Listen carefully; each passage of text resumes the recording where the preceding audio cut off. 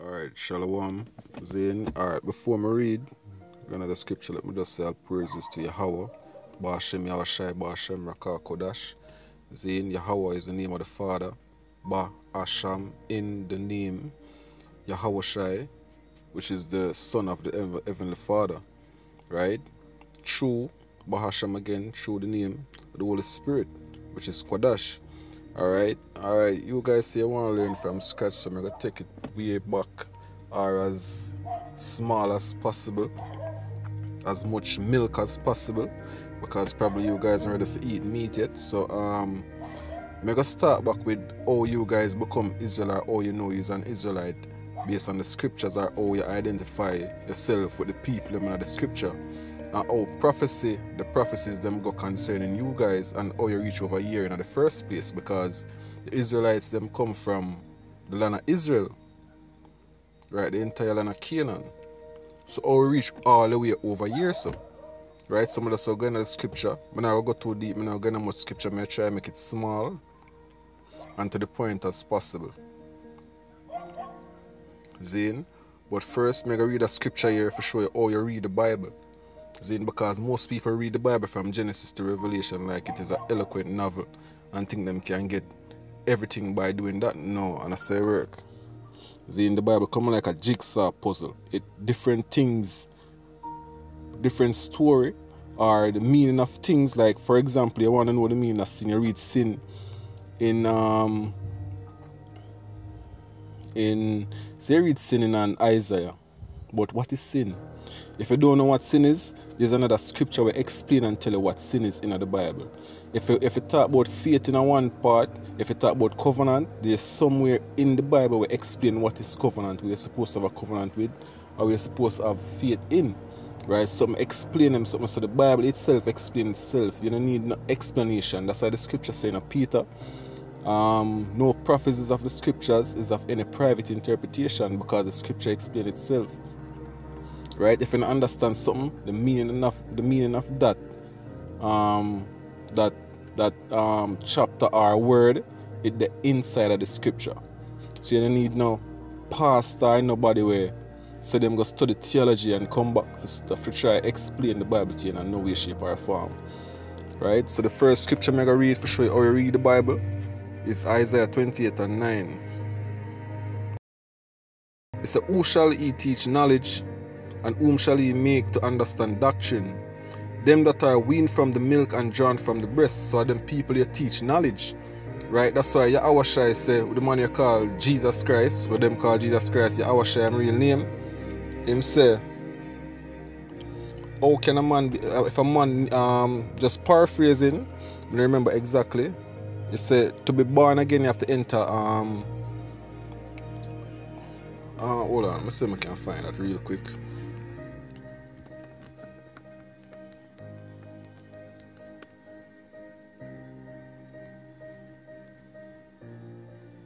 Hold up.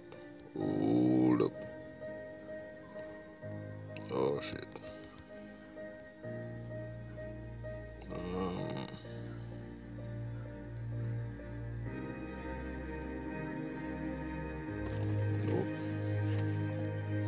Nope.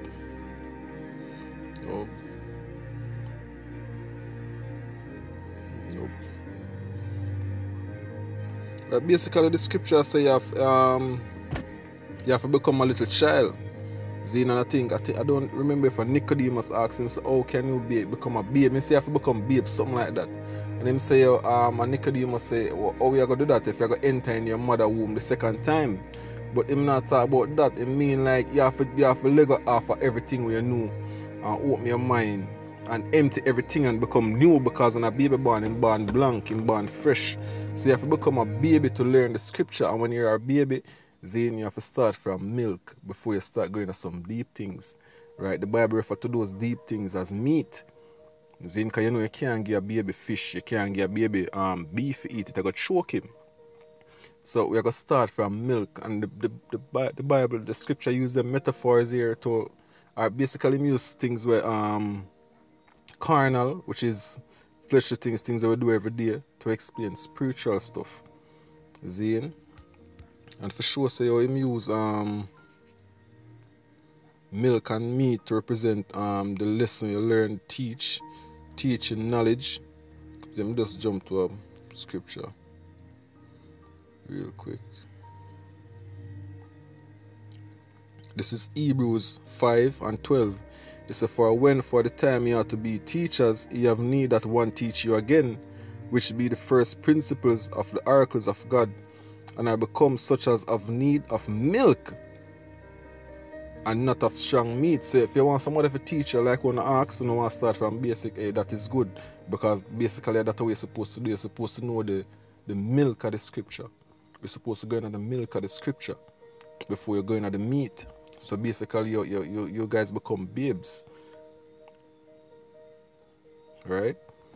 So that proves that the knowledge or the truth or the lesson where you get is in a basically milk. Them use it for refer to them use milk for refer to them things there, because when I become a little baby, you drink milk.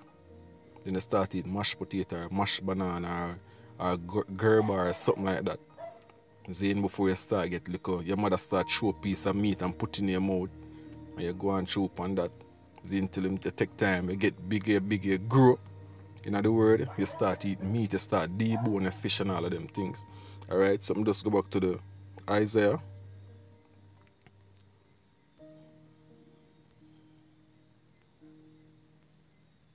Where that there? Oh, that's all.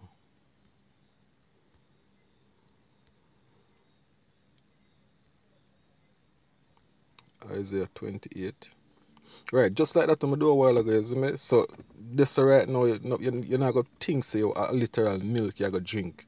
When you say who shall he teach knowledge and whom shall he make to understand doctrine, them that are weaned from the milk, like when a baby sucking mother dry. Some use something carnal to explain something spiritual, right? So just like that, you understand what is milk and meat. Exactly, it's just like when I say the same thing happen. You go on different scripture and it explain what is milk and meat. Right? Basically, it's doctrines, different type of knowledge. Right? It's them that are weaned from the milk and drawn from the breast. For precept must be on precept, right? You read a precept here, you find the answer at different place. If it not revealed to you here, the answer is in the scripture itself. Right? So for precepts must be on precepts, line upon line. So you read line up. If you don't understand the first line, don't move to the second line. Because if you don't understand the first line, you're not going to understand the second line. Right? It's a line upon line. Here a little and there a little. Here a little and there a little. So you're going to read here a little bit and you move to a next part. So it's a puzzle you put together that way there. You see? So I'm going to the meat of the matter now. The topic really tonight is how you become an Israelite. So we just jump through the scripture them.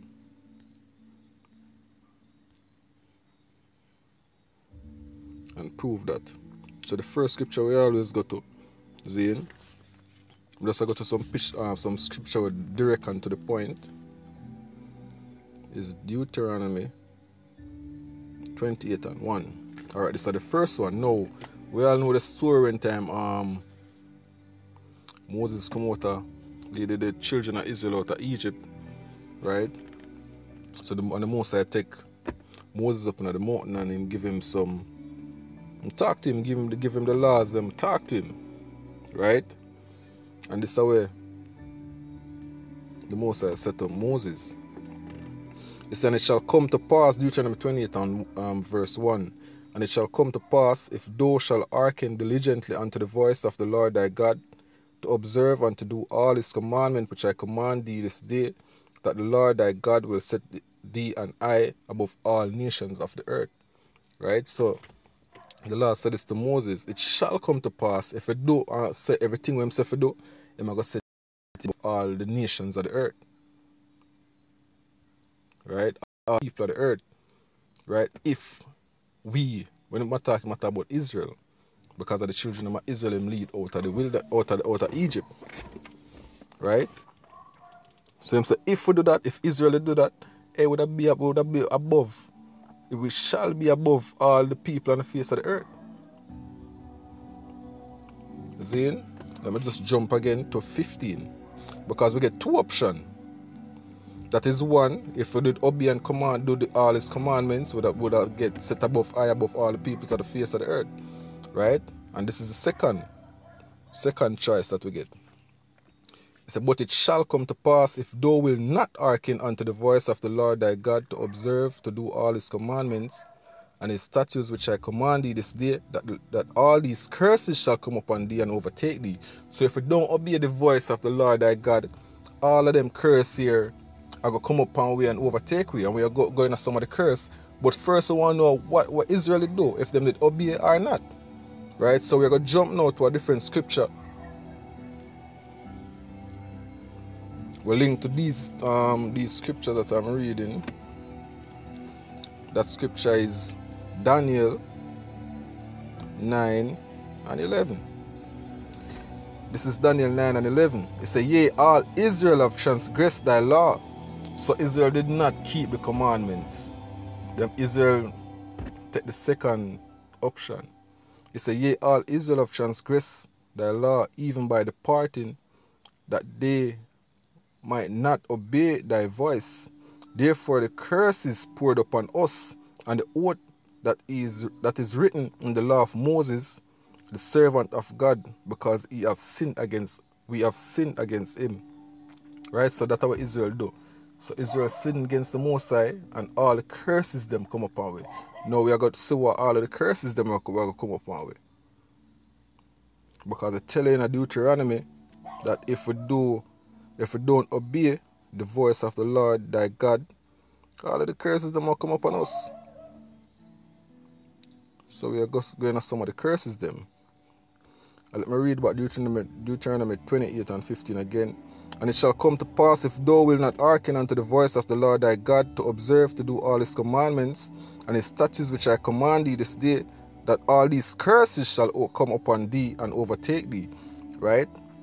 So I'm just so jump. Hey, you can read the whole of Deuteronomy 28 for yourself, and it will go list out all of the curses them, and you can see how that match up with our people today, because this is one of the thing we use for identify ourselves with the people of Israel, because these curses don't come upon any other nation on the face of the earth but our people.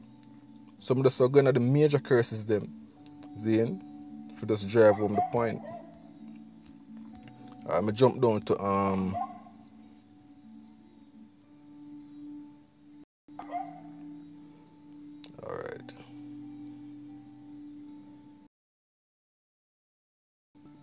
I'm going to start at 48. It's a Deuteronomy 28 verse 48. So I'm going to go through some of the curses them now. It said, therefore shall thou serve thine enemies, which the Lord shall send against thee in hunger and in thirst, and in nakedness, and in want of all things. And he shall put a yoke of iron upon thy neck until he have destroyed thee. Right? So when the so-called white man take way off of the west coast of Africa and bring us over here, right, we have to serve him in a hunger and thirst and want of all things. Every single thing that we need, we have to get it from the so-called white man. Right? And when put a yoke of iron where upon thy neck, then you can go on the internet and type in yoke, right? And you can see it. Look, our people alone used to have that up our neck here. So the next scripture, Deuteronomy 28 verse 49, it said, the Lord shall bring a nation against thee from far, from the one end of the earth, as swift as the eagle flight, a nation whose tongue thou shalt not understand. Hey, because when the people are coming for the west coast of Africa, we never understand them language. Right? These curses not happen to nobody else on the face of the earth. Right? And them come from one end on to the other. Where? Them come from the west, come over to the east, and team up with the so-called Africans, because, hey, not all black people are the same. Right? The Africans are different from the Israelites, where, hey, we are the same in color. Our skin complexion is the same, but we are two different people. As it said in Exodus, that the Moses has set a difference between the Egyptian and Israel, because the Egyptians are Africans. They are so-called Africans. They are black people. Right? So the Africans take us and sold us to the so-called white man, to the Edomites, because white people are known as Edomites in the scripture. That is for a different topic. Alright. Gonna some work. I'm just jump to the main curse.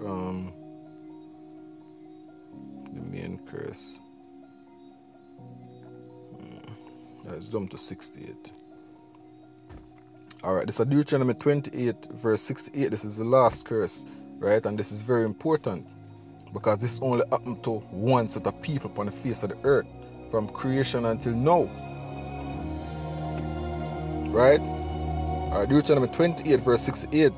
And the Lord shall bring thee into Egypt again with ships. Right? And the word Egypt, the scripture said the Lord shall bring thee into Egypt again with ships. The first who go into Egypt the first time? Israel. We were the ones who went into Egypt and served there as slaves. Right? Now in this scripture it said the Lord shall bring thee into Egypt again. Right now Egypt, go back to the Hebrew word Matazariam, which means bondage. So where Israel served, it is referred to as Egypt. That's why the scripture says that place is known spiritually as Sodom and Egypt. Right? So that is a house of bondage. Right? Egypt. Right? Again, it said, and the Lord shall bring thee into Egypt again with ships. By the way whereof I spake unto thee, thou shalt see it no more again. And there ye shall be sold unto your enemies for bondmen and bondwomen, and no man shall buy you, no man shall free you. Because, hey, from Marcus Garvey, Zane, what about the name again, man? Martin Luther King, all them black men that rise up for try free with people and can't free with people up until to the date. Only one we alone with people are going to get free for go back into the land, and when Yahweh shall come back and deliver us from out of this slavery, which is the second deliverance. Right? And Egypt, it said, where Egypt is right now in the Middle East, you don't need ship to go there from Israel, where it was. Right? But the scripture says you're going to go into Egypt again with ships. Right? How did our people come into slavery? Through the transatlantic slave trade. And the scripture said, there ye shall be sold unto your enemies for bondmen and bondwomen, for slave men and slave women. Right? So that's how our people went into slavery. Right? Through ships, through the transatlantic slave trade. Right? I really want to pack this up, but I'm just jump into one more scripture. Joel 3 verse 3. This is Joel 3 verse 3. And they have cast lots for my people, and have given a boy for an harlot, and sold a girl for wine that they might drink. Right? So when I come over here in the transatlantic slave trade, is over the Caribbean, in America, some parts in America, in different places in the Caribbean. What? Let me read it again. They have caused lots for my people, them put up an action black and bid for you. So them cost lots for the Most High people. Only one set of people on the face of the earth go through that. And that's us. Through, again, by way of the transatlantic slave trade. Right? They said they have cost lots for my people, and given a boy for an harlot, and sold a girl for wine that they might drink.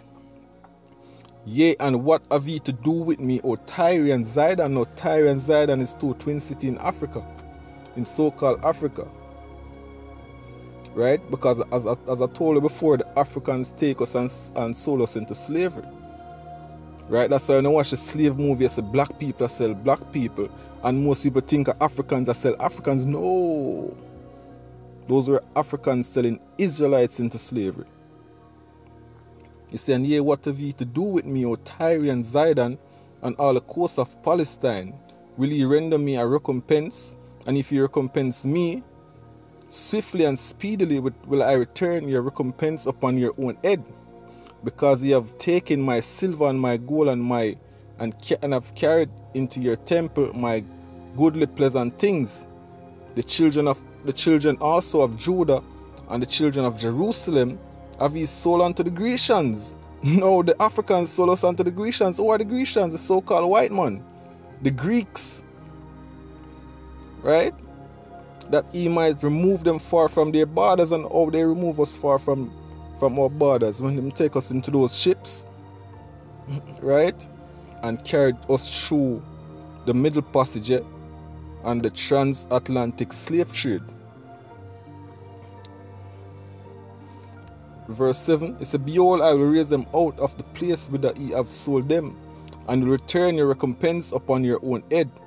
And I will sell your sons and your daughters unto the hand of the children of Judah. That's why in Revelation 13 and 9 it said, he that leadeth into captivity shall go into captivity. Right? Because that's what will happen. In the kingdom, these men are going to go back into slavery. Thus saith the Lord. It said, and they shall sell them to the Sabians, to the people far off, for the Lord has spoken it.